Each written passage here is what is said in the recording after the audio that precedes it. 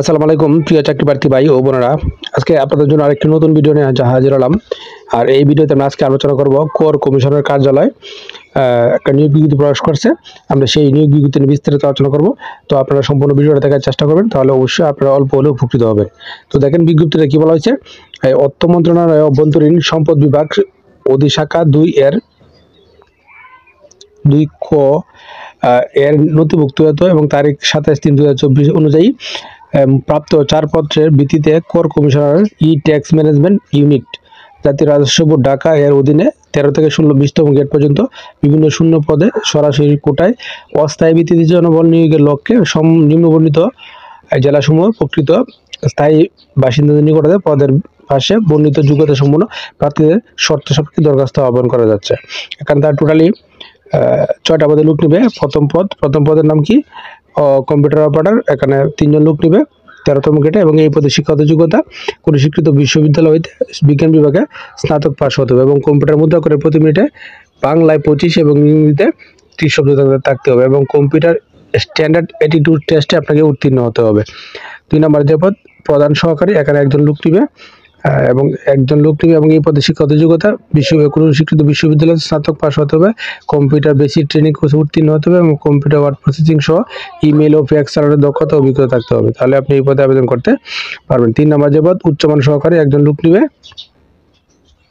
14তম গ্রেডে এবং এই পদে শিক্ষাগত যোগ্যতা স্নাতক পাস হতে হবে, কম্পিউটার বেসিক টেস্ট কোর্সে আপনি ট্রেনিং কোর্সে আপনি উত্তীর্ণ হতে হবে এবং কম্পিউটার ওয়ার্ড প্রসেসিং সহ ইমেল ফ্যাক্স চালানোর দক্ষতা অভিজ্ঞতা থাকতে হবে এবং 4 নম্বরের পর 60 মুদ্রাকুড়ি কাম কম্পিউটার অপারেটর, একজন লোক নেবে 14তম গ্রেডে এবং এই পদে শিক্ষাগত যোগ্যতা আপনাকে স্নাতক পাস হতে হবে এবং কম্পিউটার ব্যবহারে দক্ষ থাকতে হবে, computer word processing email fax চালানোর দক্ষতা ও অভিজ্ঞতা থাকতে হবে এবং ষাটলিপিতে বাংলায় 45, ইংরেজিতে 70 শব্দ থাকতে হবে এবং মুদ্রা করে ক্ষেত্রে বাংলায় 25 এবং ইংরেজিতে 30 শব্দ থাকতে হবে এবং 3 নম্বর যে পদ অফিস সহকারী কাম কম্পিউটার অপারেটর মুদ্রাক্ষরিক, এখানে 3 জন লোক নেবে 16তম গ্রেডে এবং এই পদে শিক্ষাগত যোগ্যতা আপনাকে অবশ্যই উচ্চ মাধ্যমিক পাস হতে হবে দ্বিতীয় বিভাগ থেকে এবং কম্পিউটার ব্যবহারের দক্ষতা থাকতে হবে, computer word processing email fax machine ইত্যাদি চালনায় আপনাকে দক্ষতা অভিজ্ঞতা থাকতে হবে এবং কম্পিউটার মুদ্রা করে সর্বনিম্ন গতি বাংলাতে 20 এবং ইংরেজিতে 20 শব্দ থাকতে হবে।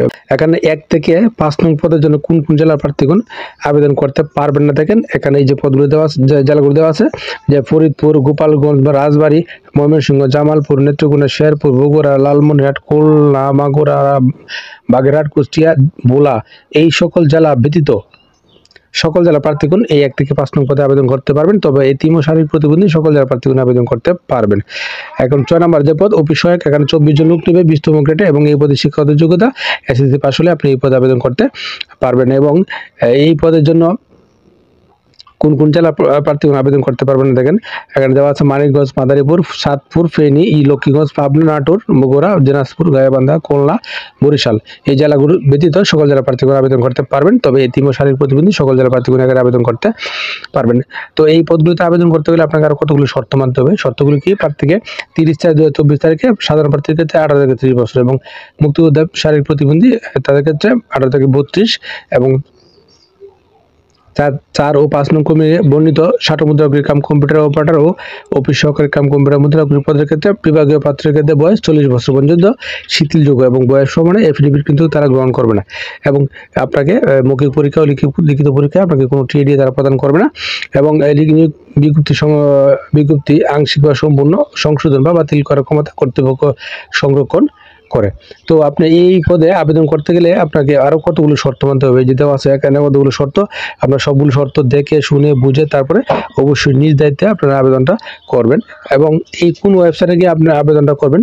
ওয়েবসাইটটা হলো এই যে ওয়েবসাইট, এই যে tax.teletalk.com.bd, এই ওয়েবসাইটে প্রবেশ করে আপনি আবেদনটা সম্পন্ন করবেন এবং আবেদনের শুরুর তারিখ হলো মে মাসের 6 তারিখ 2024 সকাল 9টা থেকে এবং শেষ তারিখ মে মাসের 18 তারিখ বিকাল 5টা, এই সময়ের মধ্যে আপনি আবেদনটা করবেন এবং ছবির সাইজ অবশ্যই 300x300 পিক্সেল এবং স্বাক্ষর 380 পিক্সেল হতে হবে এবং ছবি 100 KB এবং স্বাক্ষর সর্বোচ্চ 60 KB হতে হবে এবং এই পদগুলিতে আবেদন করতে গেলে আপনার কাছ থেকে তারা কত টাকা চার্জ করবে দেখেন।